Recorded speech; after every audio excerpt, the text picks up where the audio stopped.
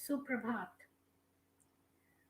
तो आज उपनिषद पढ़ूंगी मैं, अगला नया वाला। और इसके बाद 7:30 बजे से, 8 बजे की बजाय 7:30 बजे से हम नेक्स्ट शो करेंगे मुसाब उमेर के साथ पार्ट 3 भाग 3। तो जो वारिशा जी हैं वो नहीं उपस्थित होंगी, लेकिन वो अकेले अकेले ही आएंगी। तो शुरू करते हैं।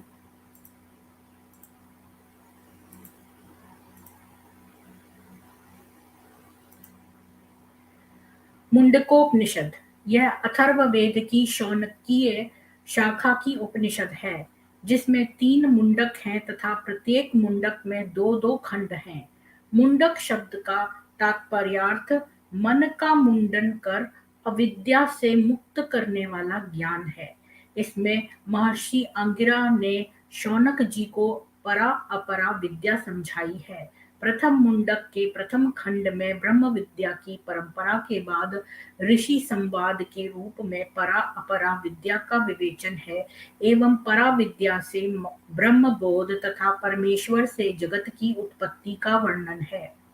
दूसरे खंड में अपरा विद्या, यज्ञ और उसके फल, भोगों से विरक्ति तथा ब्रह्म बोध के लिए ब्रह्मनिष्ठ गुरु तथा अधिकारी शिष्य के सम्मिलन को आवश्यकता बताई गई है। द्वितीय मुंडक में अग्नि की चिंगारियों की तरह ब्रह्म से जगत की उत्पत्ति एवं लय का वर्णन करते हुए ओंकार रूपी धनुष एवं आत्मा रूपी बाण से परमात्मा का लक्ष्य वेद, ब्रह्म का स्वरूप एवं ब्रह्म प्राप्ति का महत्व है। तृतीय मुंडक में शरीर रूपी एक ही वृक्ष पर जीवात्मा और परमात्मा रूपी 2 पक्षियों के उदाहरण सहित अंतःकरण की शुद्धि द्वारा ब्रह्म प्राप्ति तथा ब्रह्मवेत्ता की गति तथा महत्ता का वर्णन है। ओम शांति शांति शांति। देव ब्रह्मा सभी देवों में प्रथम उत्पन्न हुए। वे विश्व का निर्माण करने वाले हैं और 14 भुवनों के रक्षक हैं। उन्होंने अपने ज्येष्ठ पुत्र अथर्वा को समस्त विद्याओं की आधारभूता ब्रह्म विद्या का उपदेश दिया। अथर्वा को देव ब्रह्मा ने जिस ब्रह्म विद्या का उपदेश दिया था, अथर्वा ने वह विद्या अंगिर अंगिर यानी अंगी मुनि को प्रदान की। अंगिर ने उसका उपदेश भारद्वाज पुत्र सत्यवाह को दिया। सत्यवाह ने वही विद्या अंगिरस को प्रदान की। प्रसिद्ध सदगृहस्थ शौनक ने अंगिरस के पास शिक्षार्थी के रूप में विधि पूर्वक जाकर पूछा, हे भगवान, किसके जान लेने पर यह सब कुछ जान लिया जाता है? अंगिरस ऋषि ने शौनक को उत्तर दिया, ब्रह्मवेत्ताओं ने ब्रह्म विद्या के अंतर्गत 2 विद्याएं जानने योग्य बताई हैं, एक पराविद्या और दूसरी अपरा विद्या, जिसमें ऋग, यजुष, साम, अथर्व शिक्षा, कल्प, व्याकरण, निरुक्त, छंद और ज्योतिष का ज्ञान होता है, वह अपरा विद्या है। तथा जिसमें उस अक्षर ब्रह्म यानी ओंकार का ज्ञान होता है, वह परा विद्या है।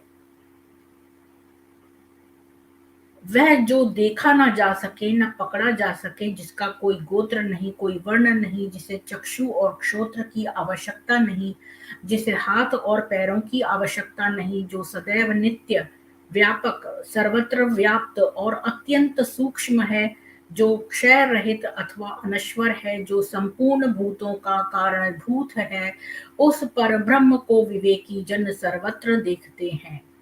मकड़ी जैसे अपने पेट से जाले को उत्पन्न करती है और अपने भीतर ही निगल लेती है, पृथ्वी जैसे विभिन्न प्रकार की औषधियां उत्पन्न करती है, मनुष्य शरीर से जैसे केश और लोम यानी रोएं उत्पन्न होते हैं, वैसे ही उस अनश्वर ब्रह्म से ही यह विश्व उत्पन्न होता है।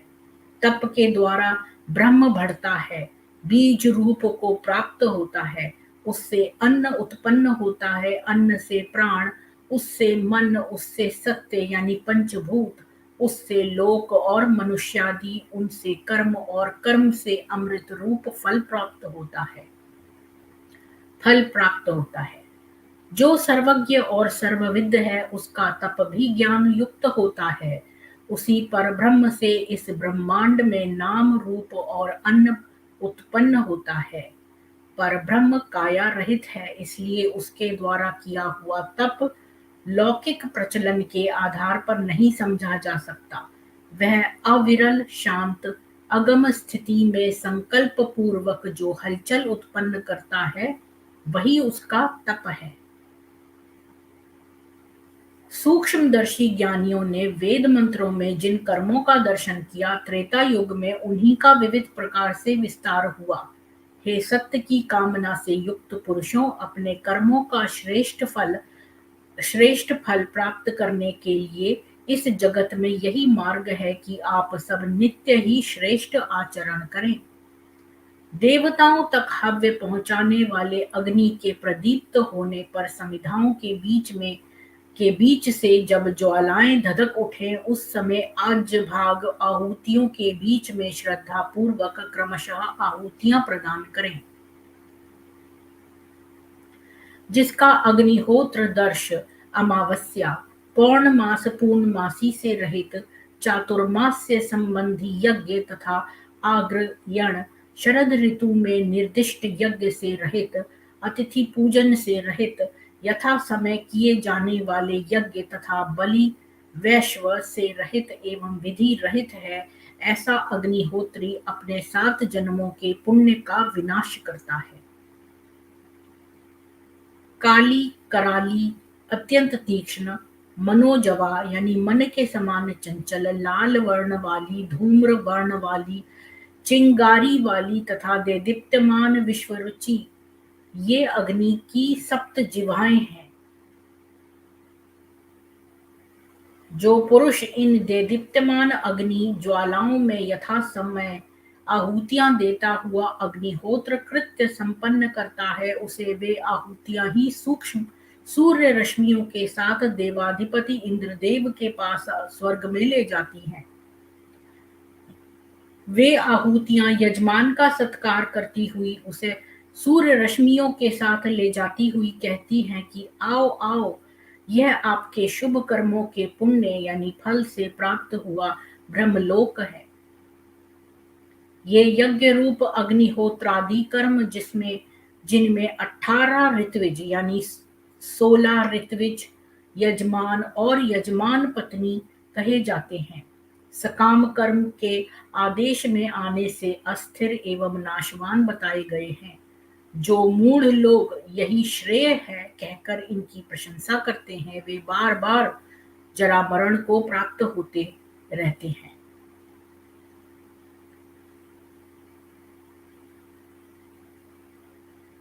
अविद्याग्रस्त रहते हुए भी अपने को बड़ा बुद्धिमान तथा बड़ा पंडित समझने वाले वे मूढ़ लोग अंधे के नेतृत्व में चलने वाले अंधों के समान भटकते और अनेक कष्ट सहन करते हैं। अज्ञानी पुरुष अविद्या में अनेक प्रकार से फंसकर हम कृतार्थ हो गए ऐसा मानते हुए अभिमान करते हैं, क्योंकि सकाम कर्म करने वाले कर्म फल में आसक्त होने से तत्व ज्ञान नहीं समझते, अतः वे दुखों से व्याकुल होते और कर्म फल क्षीण होने पर स्वर्ग से च्युत हो जाते हैं। इष्ट और पूर्त कर्मों को ही श्रेष्ठ मानते हुए वे महामूढ़ किसी अन्य को श्रेयस्कर नहीं जानते हैं। सकाम कर्म के फल को वे स्वर्ग से भी उच्च अनुभव करते हैं, परंतु वे इस लोक या उससे भी निम्न लोक में प्रवेश करते हैं। जो वन में निवास करते हुए, तपः साधना करते हुए, श्रद्धा युक्त जीवन जीते हुए और भिक्षाटन करते हुए संतोषी जीवन जीते हैं, वे मल विक्षेपों से रहित होकर सूर्य द्वार यानी उत्तरायण मार्ग से वहां जाते हैं जहां अमर और अविनाशी ब्रह्म का परम धाम है। कर्मों द्वारा प्राप्त होने वाले लोकों की असारता को जानकर ब्राह्मण ब्रह्म विद्या के अधिकारी वैराग्य को प्राप्त हो, क्योंकि केवल किए हुए सकाम कर्म से ब्रह्म की प्राप्ति नहीं हो सकती, अतः उस ब्रह्म का ज्ञान प्राप्त करने के लिए जिज्ञासु को हाथ में समिधा लेकर वेदज्ञ और ब्रह्मनिष्ठ गुरु के पास जाना चाहिए। वह ज्ञानवान गुरु पास में आए हुए उस पूर्णतया शांत चित्त एवं जितेंद्रिय शिष्य रूप जिज्ञासु को तत्वतः ब्रह्म विद्या का उपदेश करे, जिससे शिष्य को सत्य स्वरूप अविनाशी ब्रह्म का सम्यक ज्ञान हो सके। वह ब्रह्म और यह जगत सत्य है। जैसे प्रदीप्त अग्नि के समान सहस्रों चिंगारियां उत्पन्न होती हैं, वैसे ही हे प्रिय, उस ब्रह्म से अनेक प्रकार के भाव प्रकट होते हैं और उसमें ही विलीन भी हो जाते हैं। वह प्रकाशमान अमूर्त रूप ब्रह्म अंदर बाहर सर्वत्र विद्यमान है। वह अजन्मा, प्राण रहित, मन रहित एवं उज्ज्वल है और अविनाशी आत्मा से भी उत्कृष्ट है। इसी अविनाशी ब्रह्म से प्राण, मन एवं समस्त इंद्रियां उत्पन्न होती हैं। इसी से आकाश, वायु, अग्नि, जल एवं विश्व को धारण करने वाली पृथ्वी उत्पन्न होती है। अग्नि जिस ब्रह्म का मस्तक है, सूर्य और चंद्र जिसके नेत्र हैं, दिशाएं अथवा सुविस्तृत वेदवाणियां जिसके कर्ण है, वायु जिसका प्राण है, संपूर्ण विश्व जिसका हृदय है, पृथ्वी जिसके पैरों की उत्पत्ति है, निश्चय ही वह ब्रह्म संपूर्ण प्राणियों में अंतरात्मा रूप में प्रतिष्ठित है। उस विराट पुरुष से ही वह अग्नि उत्पन्न हुआ है। सूर्य जिसकी समिधा रूप है, उस आकाशस्थ अग्नि से निष्पन्न सोम से पर्जन्य और पर्जन्य से पृथ्वी में औषधियां उत्पन्न होती हैं। औषधियों से पुरुष में वीर्य उत्पन्न होता है। पुरुष द्वारा उस वीर्य के सिंचन से पुरुष से ही समस्त प्रजाएं उत्पन्न होती हैं। उसी विराट पुरुष से ऋचाएं, साम मंत्र, यजुः, दीक्षा, संपूर्ण यज्ञ, समस्त कर्म तथा दक्षिणाएं प्रकट हुई। संवत्सर, यजमान, सब लोक मनुष्यादि उसी से उत्पन्न हुए। उसी के द्वारा वे लोक भी उत्पन्न हुए जहाँ चंद्रमा पवित्र कारक रश्मियां बिखेरता तथा सूर्य ऊर्जा पहुंचाता है। उस विराट पुरुष से ही विविध देवता, साध्य गण यानी देव विशेष, मनुष्य गण, पशु पक्षी, प्राण अपान, धान, जौ, तप, श्रद्धा, सत्य, ब्रह्मचर्य और विधि यानी यम नियम आदि सब उत्पन्न हुए हैं। उस पुरुष से ही 7 प्राण यानी 2 नेत्र, 2 श्रवण, 2 घ्राण, 2 घ्राण कैसे हुए? अच्छा, 2 नॉस्ट्रल्स, 1 जिह्वा उत्पन्न हुए। उसी से अग्नि की 7 ज्वालाएं, 7 समिधाएं, 7 विषय, 7 यज्ञ उत्पन्न हुए। उसी से ये 7 लोक प्रकट हुए जिनमें 7 प्राण विचरते हैं। प्रत्येक प्राणी रूप गुहा में आश्रित सन्निहित ये 7 पदार्थ उसी से प्रकट होते हैं। उस पुरुष से ही समस्त समुद्र और सभी पर्वत एवं विभिन्न रूपों वाली नदियां उत्पन्न हुई हैं।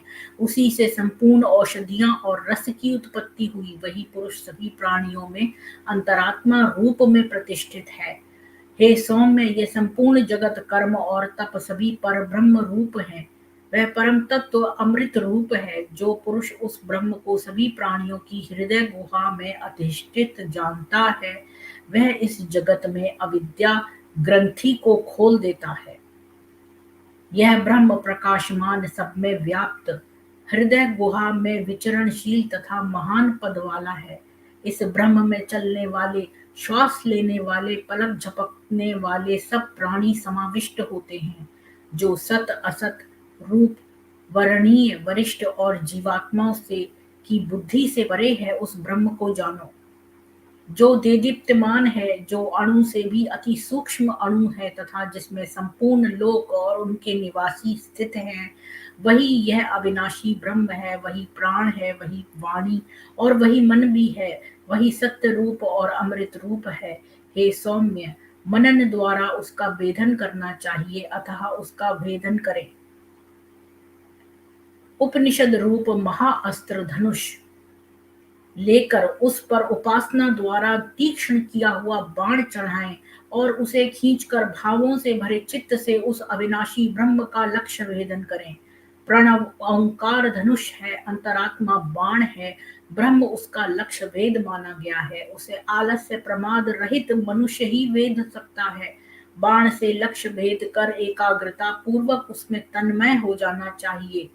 जिस विराट पुरुष में पृथ्वी, अंतरिक्ष और द्युलोक तथा संपूर्ण प्राणों के साथ मन अधिष्ठित है, उस एक आत्मा को ही जाने, उससे भिन्न अन्य विषयों को सर्वथा छोड़ दे। यही अमृत रूप ब्रह्म प्राप्ति का सेतु यानी साधन है।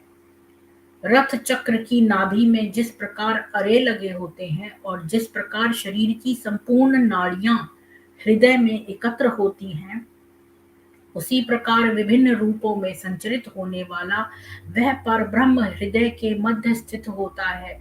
उस परमेश्वर का ओम के उच्चारण द्वारा ध्यान करना चाहिए। अज्ञान अंधकार से पार जाने के लिए यह आवश्यक है। इस प्रकार आपका कल्याण हो। जो सर्वज्ञ और सर्वविद है, जिसकी महिमा उस भूलोक में व्याप्त है, वही ब्रह्म दिव्य ब्रह्मपुर आकाश हृदय गुहा में प्रतिष्ठित है। जो मनोमय कोश से युक्त है, जो शरीर एवं प्राणों का संचालक है, जो अन्नमय कोश अथवा स्थूल शरीर में हृदय कमल के आश्रय से अधिष्ठित है, वह आनंद स्वरूप अमृत रूप परमेश्वर सर्वत्र दैदीप्यमान है। उसे विवेकी पुरुष विशिष्ट अनुभवों या ज्ञान के आधार पर चारों ओर देखते हैं। उस पर ब्रह्म को तत्वतः जान लेने पर मनुष्य की हृदय ग्रंथि खुल जाती है, सारे संशय नष्ट हो जाते हैं और उसके संपूर्ण यानी प्रारब्ध कर्म भी क्षीण हो जाते हैं।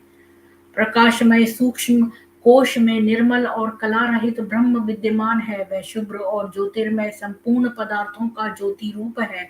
आत्मज्ञानी पुरुष उस ब्रह्म को जानते हैं।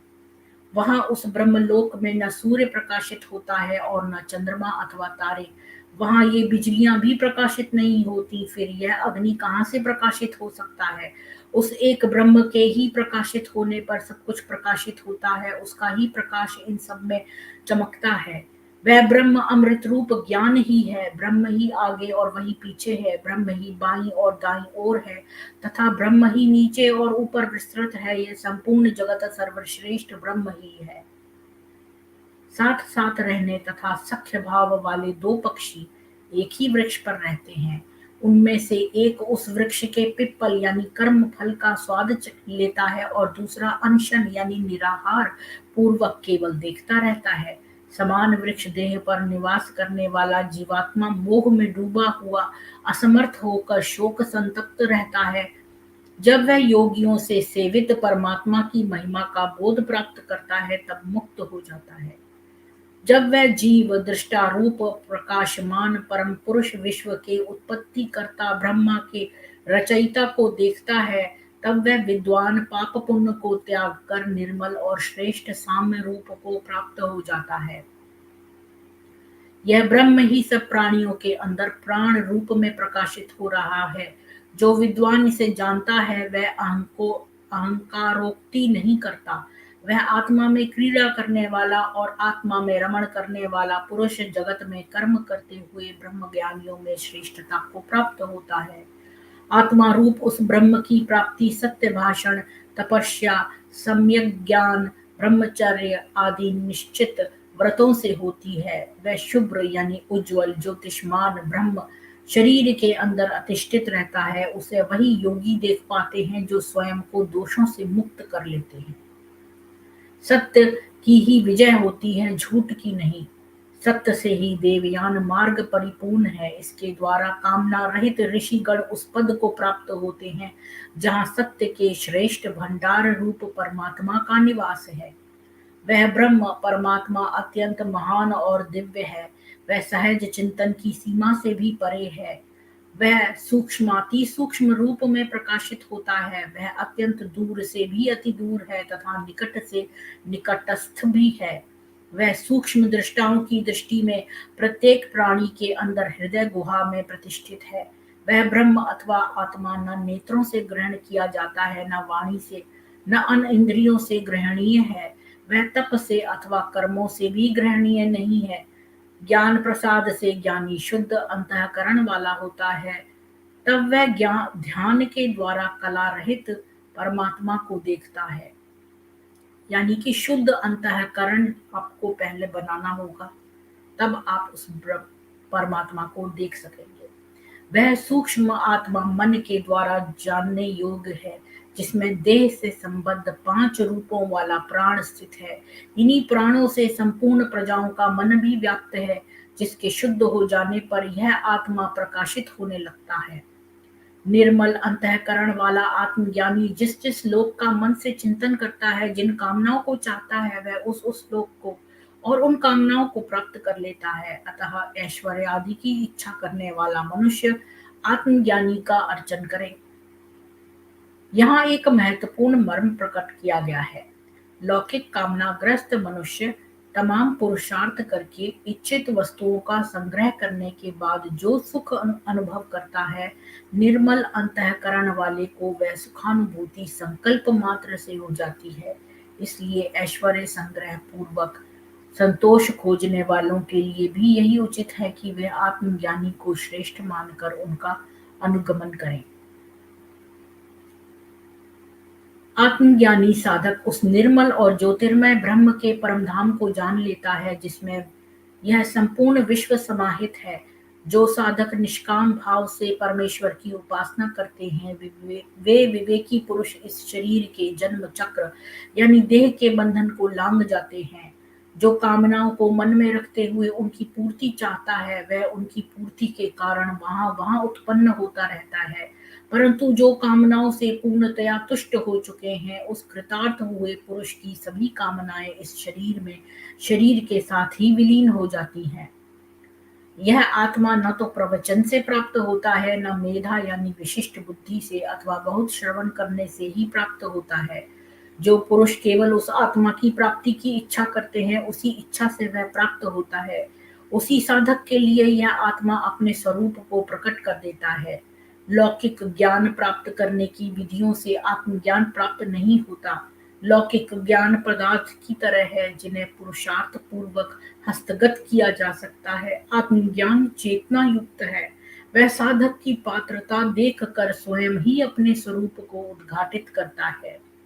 यह आत्मा न तो बलहीन पुरुष को प्राप्त होता है, न प्रमाद युक्त व्यक्ति को, और न ही तत्व रहित यानी ज्ञान रहित तपस्या से वह प्राप्त होता है। जो ज्ञानी पुरुष इन उपायों से यानी ज्ञान युक्त तप से यत्न करता है, उसे यह आत्मा ब्रह्म धाम में प्रविष्ट करा देता है।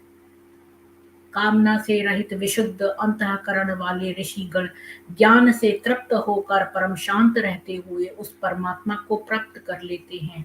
वे विवेकी पुरुष उस सर्वव्यापी सर्वरूप परमेश्वर को सर्वत्र प्राप्त कर उसमें समाहित होकर उसी में प्रवेश कर जाते हैं। जिन्होंने वेदांत विषयक विशिष्ट ज्ञान के द्वारा परमात्मा को निश्चय पूर्वक जान लिया है, और जो वैराग्य तथा योग के द्वारा शुद्ध अंतःकरण को प्राप्त हो चुके हैं, ऐसे साधक शरीर को छोड़कर ब्रह्मलोक में प्रविष्ट होते हैं। वे सब ओर से मुक्त होकर श्रेष्ठ अमरत्व को प्राप्त करते हैं। 15 कलाएं और इंद्रियां अपने अपने अभिमानी देवताओं में प्रतिष्ठित हो जाती हैं। संपूर्ण कर्म और ज्ञान से परिपूर्ण जीवात्मा श्रेष्ठ अविनाशी पर ब्रह्म में एकीभूत हो जाता है। प्रश्नोपनिषद 6.4 में 15 कलाएं आकाश आदि पंचभूत अन्न वीर्य इंद्रिय मन श्रद्धा तप मंत्र कर्म लोक एवं नाम वर्णित हैं। यदि स्वयं उस ब्रह्म में समर्पित होना हो तो पहले अपनी कलाओं विभूतियों का अभिमान त्याग करें। यानी कि जो विभूतियां यानी जो चमत्कार करते हैं लोग, उनका अभिमान त्याग करें, उन्हें प्रभु को समर्पित कर दें, तभी स्वयं जीवात्मा को परमात्मा में समर्पित करना संभव होता है। जिस प्रकार प्रवहमान नदियां अपने नाम रूप को छोड़कर समुद्र में विलीन हो जाती हैं, वैसे ही ज्ञानी पुरुष नाम रूप से विमुक्त होकर उत्तमोत्तम दिव्य पुरुष को समर्पित हो जाते हैं। जो विद्वान पुरुष उस पर ब्रह्म को जान लेता है, वह ब्रह्म रूप ही हो जाता है। उसके कुल में कोई ज्ञान से रहित नहीं होता। वह पापों से पार होकर शोक संतापों से भी पार हो जाता है। हृदय ग्रंथियों आंतरिक विकारों से विमुक्त होकर अमृतत्व को प्राप्त होता है। यही बात ब्रह्म विद्या के विषय में ऋचा में कही गई है।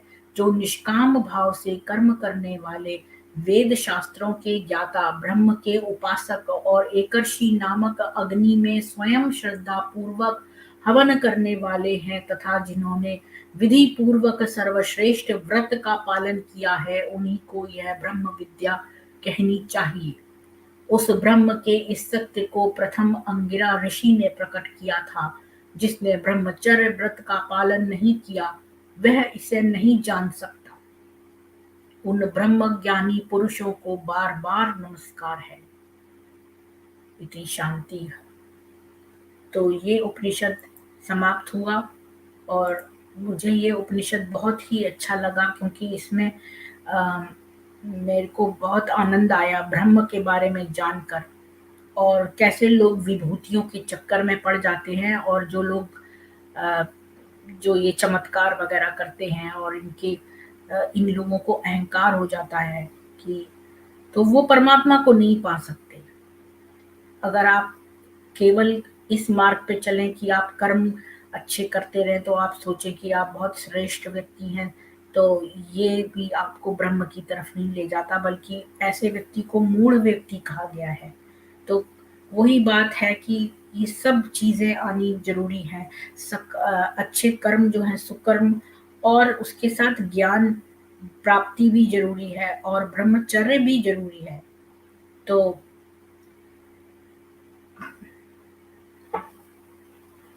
आप सबको सुनने का उपनिषद सुनने का बहुत-बहुत साधुवाद, और इस स्ट्रीम को शेयर ना करें, बल्कि जो अब नेक्स्ट स्ट्रीम मैं करने वाली हूँ मुसाब उमेर के साथ, उसको आप प्लीज़ आगे शेयर करें, और आपका कर्तव्य है कि मुझे सपोर्ट करने के लिए जो मेरे बाकी उपनिषद के अलावा जो बाकी लाइव स्ट्रीम्स करती हूँ, उनको एटलीस्ट 2 लोगों को आगे शेयर करें। अ, और अ, उन मुसाब उमैर के साथ आज वो वारिशा जी आएँगी नहीं, तो खाली मुसाब जी होंगे। और आज मैं सोचती हूँ कि वो चीज़ है जब हम उन्हें सनातन की ओर खींचना है। और तो फिर मैं आपसे मिलती हूँ 5 मिनट के अंदर। आप लोगों का दिन शुभ बीते। ओम शांति।